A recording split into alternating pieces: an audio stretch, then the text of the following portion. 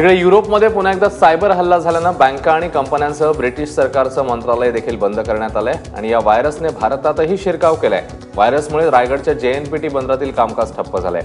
Jawaharlal Nehru port trust system या व्हायरसमुळे down झाल्याचं समजतंय। JNPTवर युरोपची सगळ्यात मोठी कंपनी AP Moller Maersk काम करते। JNPTवरील 18 लाख कंटेनर ही कंपनी ऑपरेट करते। मात्र व्हायरसने हल्ला केल्यामुळे सध्या कंपनीचं काम ठप्प आहे। युक्रेनला सायबर हल्ल्याचा सर्वाधिक फटका बसलाय। युक्रेनमधल्या वीज कंपन्या, सरकारी कार्यालयांमधल्या संगणकांमध्ये बिघाड झाल्याचं पाहायला मिळतंय। पेट्रोल पंपांवर देखील कामकाज थांबवण्यात आलंय। आणि अधिक माहिती घेऊया सायबर एक्सपर्ट अतुल कहाते यांच्याकडनं। अतुल कहातेजी, पुन्हा एकदा एक सायबर हल्ला आणि खास करून यावेळी भारताला फटका बसलेला आपल्याला बघायला मिळतोय। काय नेमके परिणाम होऊ शकतात? भारताने काय काळजी घ्यायला पाहिजे खास करून?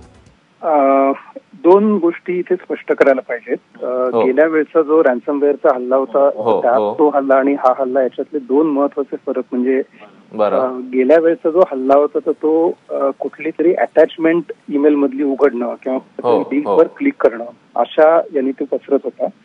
यावेळचा जो व्हायरस आहे तो अतिशय धोकादायक यासाठी आहे की आपण जसं उदाहरणार्थ विंडोजचं सॉफ्टवेअर अपडेट करतो, पॅचेस अपडेट करतो, तर तसं युक्रेन मधलं एक अकाउंटिंगचं सॉफ्टवेअर आहे आणि त्याच्या पॅच मधून म्हणजे चांगल्या सॉफ्टवेअर मधून हा व्हायरस सगळीकडे पसरलेला आहे। तर त्यामुळे त्याचं मूळ जे आहे ते शोधणं धोकादायक आहे, कारण ते चांगल्या गोष्टीतून पसरत आहे। हा पहिला मुद्दा।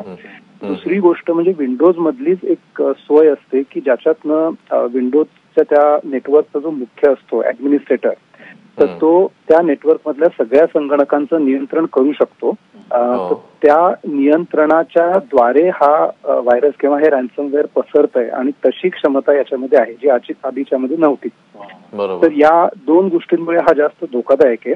पण काळजी घेणं म्हणजे ज्यांना गरज नसेल त्यांनी आपला संगणक चालू करू नये, केला तरी तो इंटरनेटला जोडू नये, आणि ज्यांच्या संगणकांमध्ये ऑलरेडी हा व्हायरस आलेला असण्याची शक्यता आहे तर हा व्हायरस काय करतो तर साधारणपणे 1 तास तो संगणकामध्ये घुसल्यानंतर एक मेसेज दाखवतो की तुमची हार्ड डिस्क चेक करायची गरज आहे, आणि प्रत्यक्षात ती हार्ड डिस्क चेक न होता कम्प्युटर मधल्या किंवा संगणकामधल्या सगळ्या फाईल्स या एन्क्रिप्ट होतात, म्हणजे चच्या भाषेत बदलल्या जातात।